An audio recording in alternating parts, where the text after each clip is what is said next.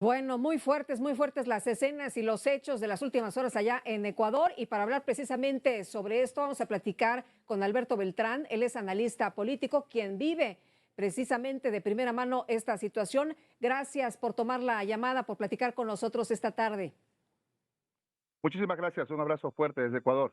Alberto, cuéntanos cuál es la situación en estos momentos y cómo ves las cosas, qué es lo que ha desatado y lo que ha llevado hasta este punto, pues lo que se está viviendo en el Ecuador, qué trae hasta aquí, hasta este momento, esta situación. Lo que vemos es una réplica más o menos de lo que sucedió en el gobierno pasado con el señor Guillermo Lasso. Y también vemos que puede ser algo parecido a lo que vivió hace casi 40 años Colombia.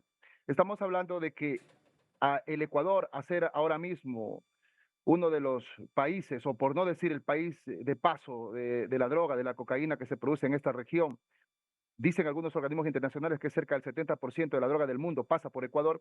Entonces esto genera una economía criminal.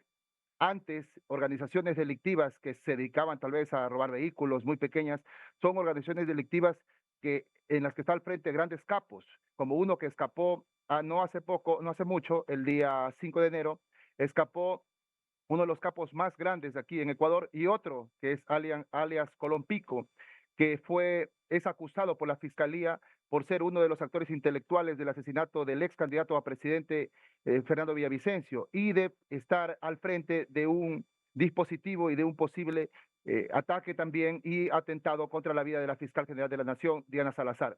Entonces, eso deja al Ecuador en una posición, al gobierno del Ecuador en una posición bastante débil, con una policía bastante menguada, bastante debilitada, debido a que en el 2008 se genera una nueva constitución que desconoce las policías municipales, como ustedes sí las tienen allá en México. Aquí no hay policía municipal, hay dos agentes que controlan un poco los comerciantes sin armas.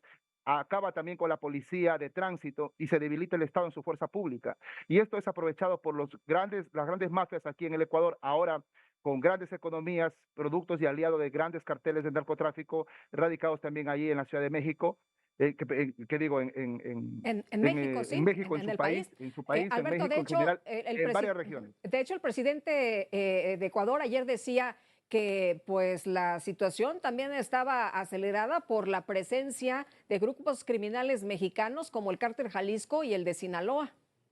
Así es, el cártel Jalisco Nueva Generación tiene aquí también un cartel Nueva Generación que son aliados a ellos, y tienen aquí otro cartel que sería el de los choneros. Este segundo está aliado al cartel de Sinaloa según la inteligencia ecuatoriana. Entonces hablamos de delincuencia transnacional, y para lo que se debería aunar los esfuerzos entre estas dos grandes naciones hermanas, tanto México como Ecuador, para poder combatirlos.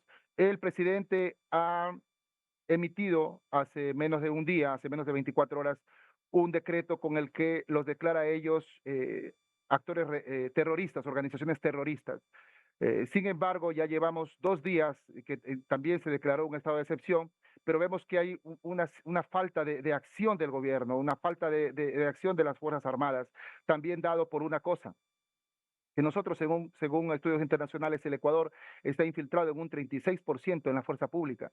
El narcotráfico ha infiltrado, como lo señala la fiscal general de la Nación, en su caso Metástasis, incluso a altos mandos de la justicia, altos cargos de la justicia, altos cargos del Estado, ha infiltrado organizaciones políticas y también a la policía, hasta en un 36%, dicen algunos estudios internacionales. Entonces, eso dificulta el accionar del gobierno. Vemos que se intentó trasladar a uno de los grandes cabecillas aquí en Ecuador, y ese mismo día, siendo prácticamente imposible de escapar de unas cárceles como esa que pasa alrededor de 12 puertas. Sin embargo, ese criminal salió. Se sabe que alguna gente está detenida, no se sabe cuándo salió, si salió tal vez, algunos presumen el día 25. Y de igual manera, enseguida, como les comentaba, se captura a Colompico, otro que sería aliado al cartel Jalisco Nueva Generación. Este señor se escapa el mismo día que lo encarcelan. Entonces, es bastante difícil para el Ecuador, que está sumido en la corrupción. Es una corrupción que viene ya alrededor de 15 años, bastante acentuada, y sobre todo con una constitución que no permite el accionar del gobierno y de las fuerzas del orden. Alberto, ¿qué crees que pueda ocurrir en las próximas horas y cómo podría salirse de esta crisis? El presidente Noboa ha mencionado que aceptará la ayuda internacional que ha ofrecido Estados Unidos, Israel, Colombia. De hecho, ha mencionado, no, les vamos a mandar a los reclusos, a los retenidos, los vamos a mandar a su país. En fin, dice que va a aceptar prácticamente todo en estos momentos.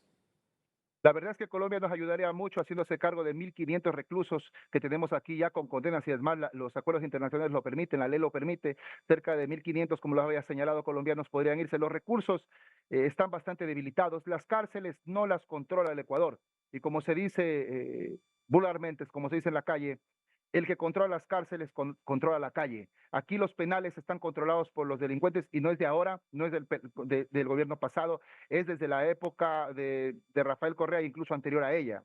Aquí existen una serie o unas jerarquías en las que son denominadas caporales, son gente que son dueños de las cárceles. Hay un sitio hasta del penal hasta donde llega el Estado y de ahí para allá incluso los propios reclusos tienen las llaves de sus propias celdas. Entonces el gobierno no ha sido capaz de tomar el control de las cárceles, los penales y las cárceles se han mantenido en paz. Por ejemplo, el gobierno anterior, cuando empezó este tipo de cosas, cuando ha habido negociaciones con ellos y se les ha pedido por favor que dejen de delinquir en las calles, que es lo que han hecho la mayoría de los gobiernos últimos. Es más, el gobierno de Rafael Correa les dio hasta un estatus político, les dio personería jurídica, les dio poder político. Es más, hay hasta un un asambleísta, un congresista de la Revolución Ciudadana, del expresidente Rafael Correa, sindicado en uno de los casos de corrupción donde se había financiado con uno de los capos. Entonces, es muy difícil, explico esto para que comprendan que el crimen organizado ha permeado las instituciones del Ecuador y va a ser muy difícil que el gobierno actúe. El gobierno no ha dado algunas declaraciones y disposiciones, pero sin embargo, disposiciones a nivel de tomar las cárceles, que sería lo ideal, aún no lo ha dado. Hace 2 días que están amotinados, como usted lo ha señalado, como lo han visto, en La Tacunga, en el Turi, en Cuenca, en Guayaquil, en la penitenciaría del Litoral, están amotinados, ellos son dueños de las cárceles, incluso se les sigue dando comida, no hay ninguna disposición efectiva de parte del presidente, se sigue tratando las cosas con paños tibios, lo mismo que se entendería, ¿no? Porque el iniciar ya la recuperación de una de las cárceles podría suponer entrar en una verdadera guerra, ¿no? Entonces, no sé si el Ecuador aún está preparado. No sabemos tampoco hasta dónde alcanza el apoyo internacional. Aún aquí no hay lo suficiente. Como les comento, también la Constitución prohíbe la participación del ejército en las calles, de la ayuda del ejército en los problemas de seguridad civil, cosa que fue dado y ratificado en la anterior consulta popular. Se hizo un referéndum al pueblo donde toda la izquierda, incluido el señor Rafael Correa, promovió el no en contra de la extradición y a favor del narcotráfico. Entonces, el Ecuador está sumido en un problema bastante delicado y tiene que tratárselo desde el poder político hasta las propias bases de la sociedad. Hablamos de la narcocultura, hablamos de que se empieza a idealizar este tipo de gente y donde ya se pierde a través de las políticas públicas la acción la base de la masa del pueblo ecuatoriano. Muy bien, pues Alberto, aprecio mucho que puedas platicar con nosotros esta tarde. Muchísimas gracias. Hasta luego.